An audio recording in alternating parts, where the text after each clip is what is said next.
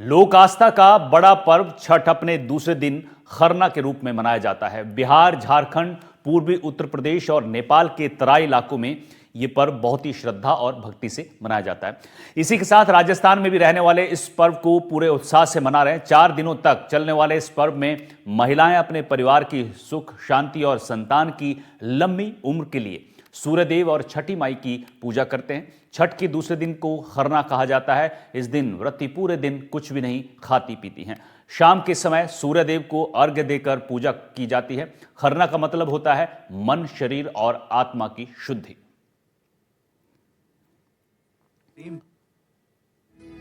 The diaspora toward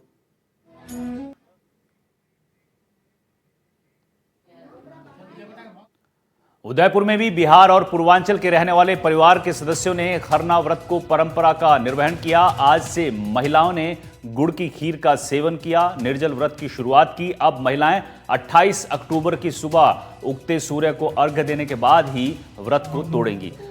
36 घंटे से ज्यादा समय तक महिलाएं निर्जल रहेंगी। उदयपुर के चित्रकूट नगर में रहने वाले बिहारी समाज के लोगों ने व्यंजन बनाए और केले के पत्ते पर रखे। यहीं पर अन्य परिवार के लोग आए और दर्शन किए। इसके बाद सुहागन महिलाओं को सिंदूर लगाया गया।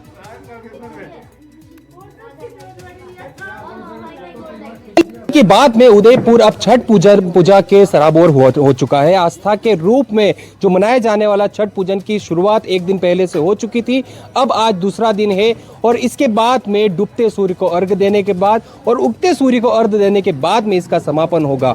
हम अभी यहाँ पर आए हैं जहाँ पर छठ पूजा की जो कई परिवार जो है वो एक साथ मिलकर इसका यहाँ पर आयोजन कर रहे हैं। देख सकते हैं आपको अलग अलग जो व्यंजन है इनके छठ पूजा के रूप में जिस तरह से व्यंजन बनाते हैं यहाँ पर ये रखे गए हैं। और जो निर्जला व्रत जो है वो व्रत का भी इसी के रूप में इसी को ग्रहण करने के बाद में किया जाएगा। और उसके बाद में जो 36 घंटे तक निर्जला रहने का। आपका नाम बताइए और किस तरह से यहाँ पर आयोजन हो रहा है, क्या क्या होता है इस छठ पूजा में?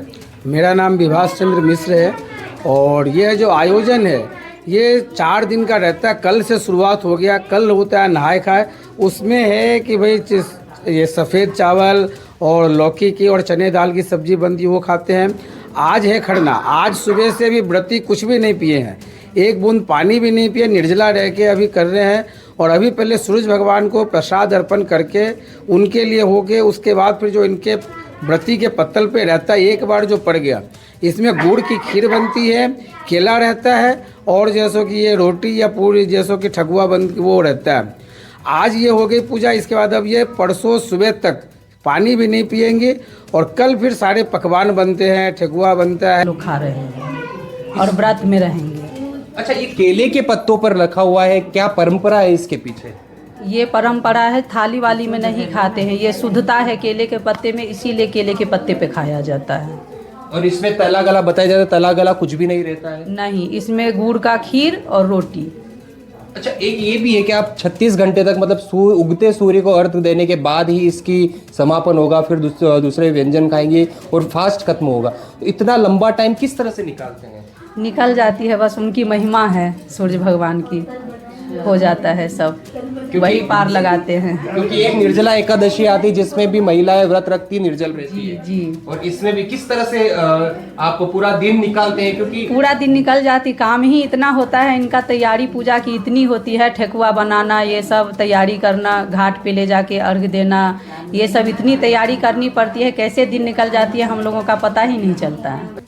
उसी समय गाय का दूध निकलवा करके लाया जाता है, सारे अर्घ पे चढ़ाया जाता है। जब अर्घ उठाते हैं, जो व्रतार्थी होती हैं वो उठाती हैं, तो सब लोग उस पर अपने दूध चढ़ाते रहते हैं और भगवान को प्रणाम करते रहते हैं, जितने भी अर्घ होता है उसके साथ में।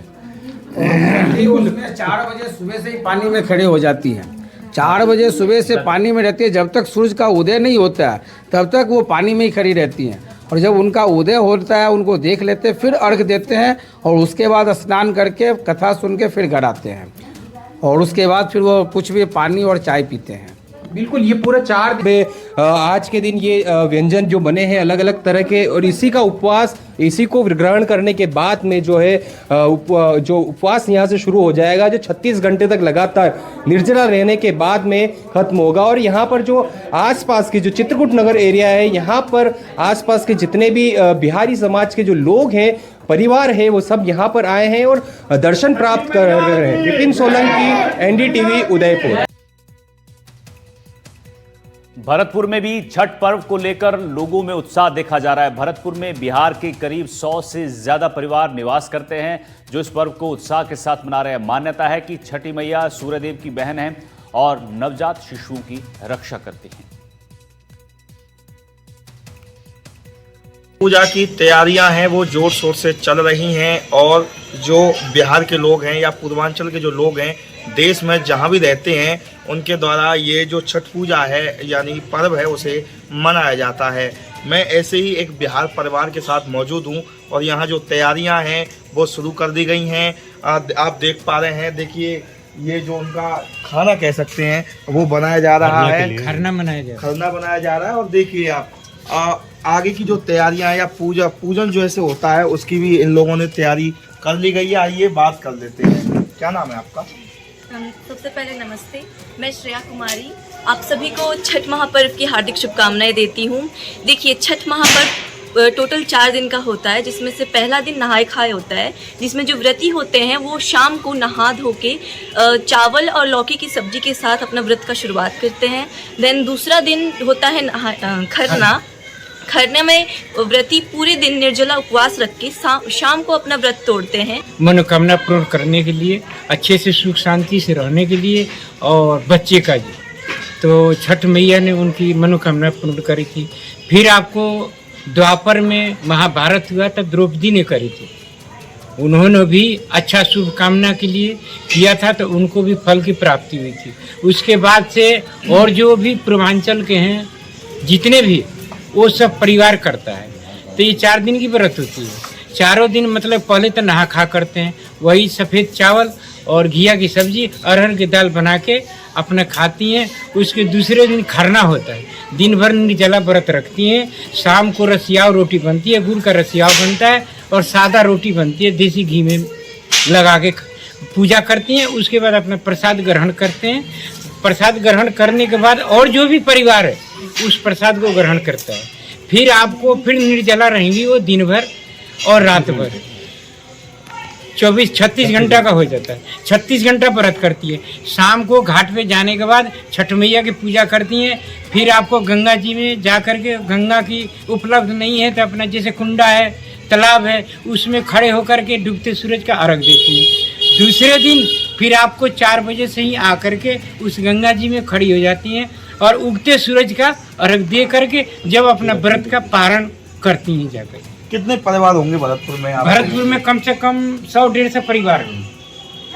सब लोग मनाते हैं इस पर्व को? हाँ, सब कोई मनाता है, जो भी है पूर्वांचल के वो सब मनाते हैं। इक्का दुक्का जैसे कोई घटना हो गई इस वजह से ना करें, नहीं तो सारा परिवार करता है। इसमें जातिवाता नहीं है, चाहे वो बड़ी जाति हो चाहे छोटी जाति हो, सब मिल के करते।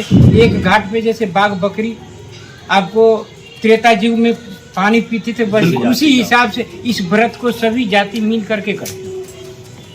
बिल्कुल, देखिए भरतपुर में करीब 100 परिवार बिहार के रहते हैं और वो सभी मिलकर के इस पर्व को बड़े धूमधाम से मनाते हैं। भरतपुर से एनडीटीवी के लिए ललितेश कुशवाहा।